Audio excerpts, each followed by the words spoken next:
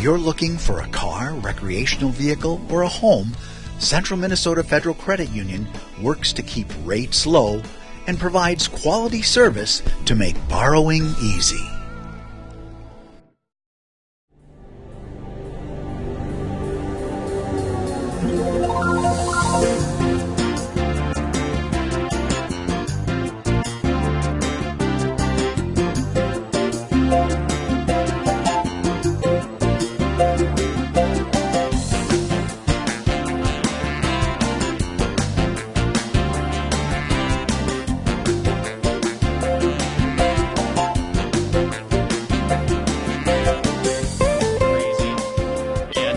Such a good feeling, not only for the players but for Coach Brink, to see the excitement and the pride that he had in number one, helping us get there, but just him watching all of us have all that excitement and running around on the court like a bunch of crazies after the game. That was one of the coolest things that I remember about it, was getting it done for him, because he meant so much to each and every one of us. So probably the most bizarre thing about that whole experience is you would think you would go back into the locker room and you'd have a bunch of guys whooping it up like you see in the World Series, everybody jumping around, going crazy, screaming, and having a good time. But the most bizarre thing about that is there was so much adrenaline, so much emotion and energy left out on that floor that everybody gets into the locker room, you're taking off that Spartan uniform for the last time, and no kidding, every single guy in that locker room was bawling their eyes out for about 10 minutes while we were all getting dressed to come back out. And nobody could explain it. Nobody knew why. We were all so happy and so elated, but I think it was just such an emotional release and such a letdown after the end of the tournament to have that, adrenaline gone. And then I think the reality of, I'm never going to play another basketball game as a ROCORI Spartan. That all kind of hit us, and not a dry eye in the locker room with a bunch of blubbering idiots. So that's one of the actually fond memories that I have, because it was so opposite of what I thought the situation would be.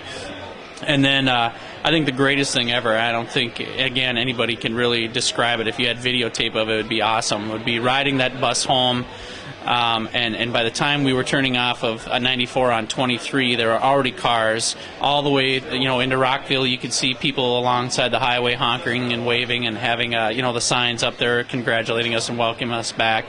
And then once you got to between Rockville and Cold Spring, again, cars everywhere. And by the time you hit right before town, just packed everywhere. Cars, people, all going crazy, all screaming. We're hanging out the windows of the bus, drive through town. It was like a ticker tape parade.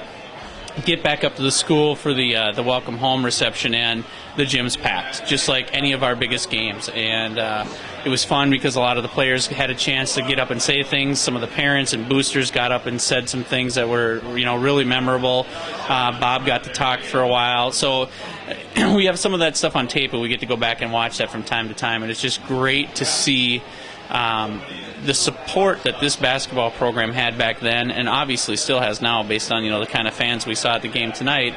It's why this program is successful. The whole town is behind it. Everyone rallied, no matter whether we're having a great year, a bad year, which we hardly ever have a bad year around here. But having moved to different places in the state now and watched other basketball teams in other communities, and having coached at some of them or volunteered, I think we really get spoiled in this area to really have a program like we do with a coach like Bob and his staff, because other towns, other cities, other programs don't have what ROCORI has. They don't have that kind of involvement at the young age. They don't have people being brought through, being taught how to play a very fundamentally sound game of basketball and to do it the right way. And it's evident in the way these kids in these other towns play. We've been very, very fortunate to have Bob here for this long, and I hope he keeps coaching forever. I'd like to see him, just set ridiculous records with his victories. So, but anyway, I think that's really the biggest deal, to be able to come home and have that whole community supporting you is probably, even the biggest adrenaline rush out of the whole deal, was to see how it pulled the whole, 3 towns and surrounding area together. So I guess that's kind of the long-winded summary out of the deal, but there you go. You asked for it. All right, thanks, Brian. One more question. One thing that we noticed evident is actually two things: is short shorts, striped shorts, and mullets. Yes. Any comments about either of those three? I have comments on all of them. First, let's address the short shorts. Not a good idea. Wouldn't go back there.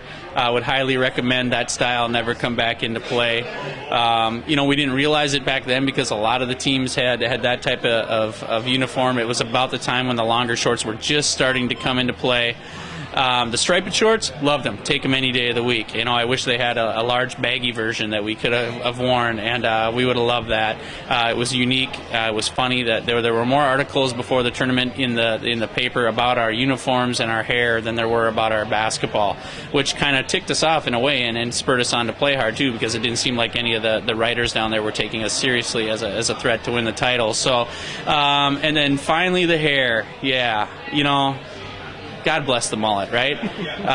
Looks a little better now. We cut her down pretty short. If I had to do it all over again, I don't think I would wear that haircut, especially not in basketball. Kind of gets in the way, but apparently it was the style of the times, and we were rocking it pretty hard down there at the Civic Center. So you can't change it now, right? It's on videotape. There's nothing we can do about it. So we live with it. Thanks a lot, Brian, and congratulations. And Thank you. 20 years later. You bet. Thanks a lot.